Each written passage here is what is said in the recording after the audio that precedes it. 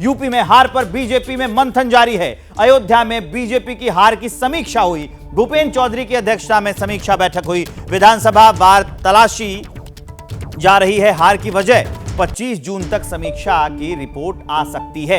यह बड़ी खबर एक बार फिर से जान लीजिए कि यूपी में जो कुछ सीटों पर बीजेपी की हार हुई, अयोध्या में बीजेपी की हार हो गई, उसी हार पर समीक्षा हुई। भूपेंद्र चौधरी की अध्यक्षता में समीक्षा बैठक है। विधानसभा वार तलाशी जा रही है हार की वजह। 25 जून तक समीक्षा की रिपोर्ट आ सकती है।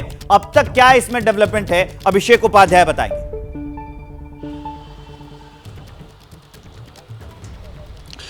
बिल्कुल, देखिए अभी तक की सबसे अहम जानकारी यही है कि कुल 80 जो विधानसभाएं हैं, 40 अच्छी लोकसभाएं हैं, 40 टीमें हैं विवेक, जो बाकायदा इन सभी लोकसभाओं में जो वजह रही हैं जीत हार दोनों की, अंतर कम होने की, हारने की, उनका पूरा उनकी जानकारी ले रही, उनकी मूल्यांकन कर रही हैं। और एक सबसे अहम बात ये है कि आज अयोध्या की जो यानी कि जो फैज़ाबाद की लोकसभा है, वहाँ पर जो हार हुई है, जिसकी चर्चा पूरे देश में हुई है, उसकी वजह की समीक्षा की जा रही है। यूपी बीजेपी के अध्यक्ष भूपेंद्र चौधरी खुद वहां पर मौजूद हैं। मिल्कीपुर, बीकापुर से लेकर के अयोध्या तक पूरी जानकारी ली जा रही है। पार्टी संगठन से लोग, पदाधिकारी, ये सब वहां पर मौजूद है। और अहम बात अभी तक जो मालूम पड़ी है, उसमें सबसे अहम है कि एक पैटर्न का पता चला है कि पश्चिम से लेकर पूर्व तक बीजेपी के वोट एक पैटर्न में कम हुए हैं। मैं आपके पास वापस लौटता हूं। ये जो आप पैटर्न की बात कर रहे हैं, इसको लेकर और इसके साथ साथ यूपी में बीजेपी क्यों पिछड़ी है,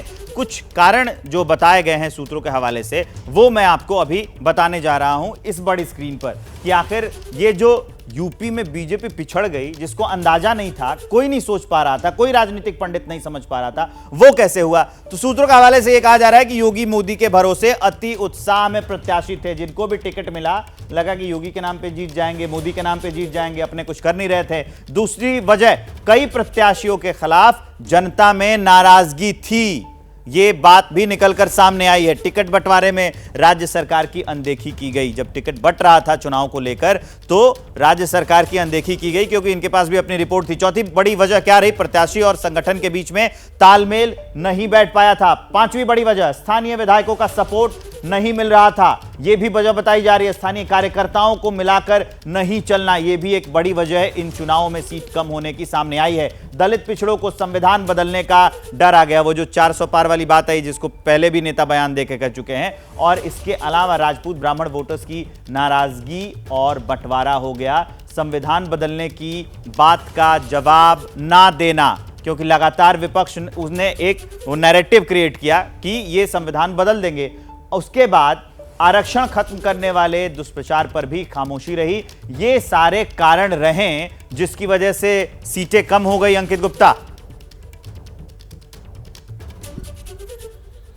जी बिल्कुल, और इसी चीज को लेकर के मंथन चल रहा है, क्योंकि कारण तो जो है, देखिए ये तो वो सामने के कारण है जो कि हम लोगों को भी जानकारी में आए हैं, लेकिन कई ऐसे कारण हैं जिसको लेकर के अब पार्टी यही जानना चाह रही है कि आखिर ये नुकसान हुआ है तो हुआ कैसे। क्योंकि इस चीज का आकलन पार्टी ने जब चुनाव चल रहे थे, उस दौरान पार्टी को अंदाजा भी नहीं था कि बीजेपी की परफॉर्मेंस इतनी बुरी हो जाएगी। और जब हम लोग जो चुनाव की कवरेज के दौरान थे, वहां नेताओं से बात कर रहे थे, तो ये तो अंदाजा लग रहा था कि थोड़ा बहुत नुकसान हो सकता है कि बीजेपी 55 सीटें आए, 60 सीटें आए। और विवेक, आप भी तो जो उस वक्त जो चुनाव मैदान में थे ना, जब कवरेज कर रहे थे, चर्चा यही हो रही थी कि 55-60 सीटों तक बीजेपी रुक सकती है। लेकिन यहां तो 40 के आसपास, 40 के नीचे आ गई। और यही चिंता का विषय है, क्योंकि 2027 में विधानसभा चुनाव होने, उसका लोकसभा चुनाव होने हैं। लेकिन अभी ये जो हार हुई है, बीजेपी की सीटें कम हुई हैं, क्या उसके पीछे भीतरघात एक बड़ी वजह है? क्या आपसी जो कोऑर्डिनेशन की लगातार बात कही जा रही थी, वो नहीं थी?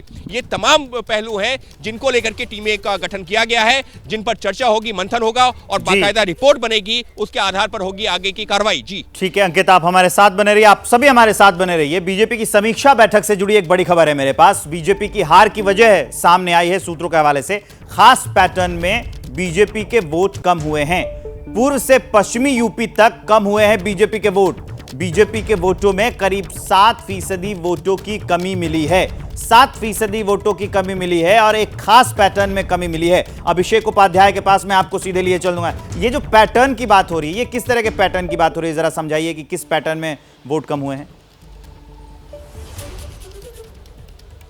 विवेक, दो महत्वपूर्ण बातें हैं। जो पैटर्न है ये बेसिकली जाति गोलबंदी से उभरा हुआ पैटर्न है और ये जाति गोलबंदी शुरू हुई है पश्चिम से और उसके बाद ये गोलबंदी पश्चिम से होती हुई पूरब तक फैली है और एक पैटर्न में वोट कम होते गए। आपको याद होगा जो छत्री पंचायतें हुई थी, बड़े बड़े पैमाने पर छत्री पंचायतें अलग अलग जगहों पर हुई थी और उसके बाद ये मामला जो समीक्षा कर रहे जो नेता हैं उनको जो फीडबैक मिल रहा है मैं आपको वो बता रहा हूँ। उनसे ये बताया गया है कि फिर यही जाति गोलबंदी अलग अलग इलाकों में शुरू हो गई। नंबर एक बड़ी अहम बात ये भी बताई जा रही है कि जो अधिकारी थे, जो नौकरशाही थी, उससे बहुत ज़्यादा समस्याएं थी।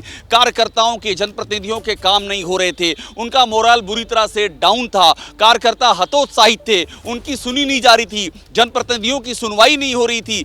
ये सारी बातें वो हैं जो इस समीक्षा बैठक में रखी जा रही हैं। देखिए, टिकट का एक इशू रहा है, वो भी सामने आया है, संविधान का भी मुद्दा सामने आया है, लेकिन ये जो मुद्दा है इसको लेकर के बहुत चर्चा है और ये जहां जहां समीक्षा हो रही वहां सामने आ रहा है कि नौकरशाही जनप्रतिनिधियों की सुन नहीं रही थी, जनप्रतिनिधि लाचार थे, वो जनता का काम नहीं करा पा रहे थे, पार्टी काडर जो है वो बुरी तरह से डिमोरलाइज था। ये एक बड़ा इशू उभर करके सामने आया है और इसके साथ में पेपर लीक से लेकर के और रोजगार का जो मुद्दा रहा है, जिस तरह से वो युवाओं के अंदर यहाँ एक और सवाल बनता है कि नौकरशाही को इतना बल कहां से मिल गया?